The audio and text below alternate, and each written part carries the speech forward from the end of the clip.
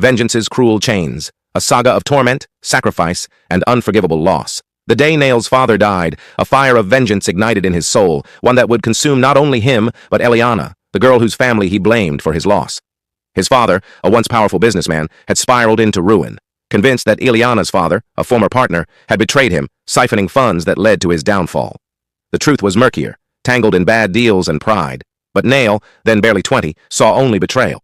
His father's final words, gasped out in a dimly lit hospital room, were a curse. Make them pay.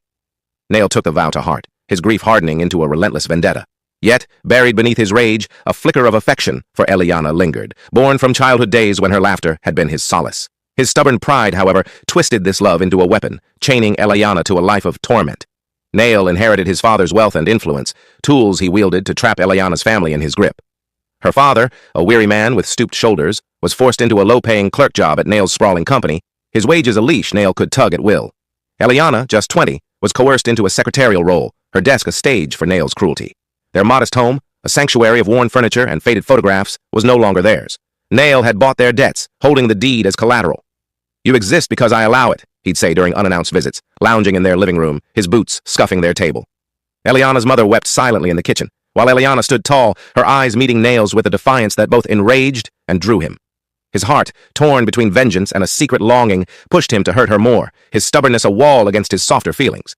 At the office, Nail's humiliations were calculated. "Eliana, your work's as useless as your family," he'd sneer, loud enough for colleagues to smirk, as he swept her meticulously typed reports into the trash. Her fingers trembled as she retyped them, her cheeks burning under the weight of whispers. At home, his intrusions were invasions. He'd stride in, uninvited, and sprawl across their couch, his presence a storm. "This house is mine," he'd remind her father, his voice cold, while Eliana's gaze held a spark he couldn't extinguish. These moments fed his vendetta, but each glance from her stirred the affection he refused to acknowledge, fueling his cruelty further.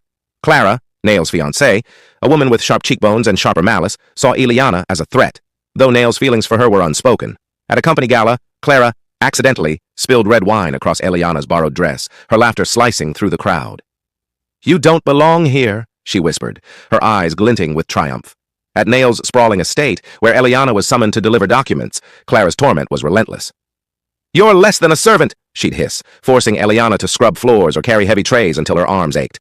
Once Clara made her polish silver for hours, her taunts a constant drip. "You'll never be more than this." Eliana's hands bled, but her spirit held, a quiet strength Clara couldn't break. Amidst this darkness, Martha, a gray-haired maid at Nail's estate, became Eliana's quiet ally. With warm eyes and gentle hands, she slipped Eliana extra. For complete story, follow the given link below. Please like, subscribe, and share Meesha's Quest Tales for new sensational stories.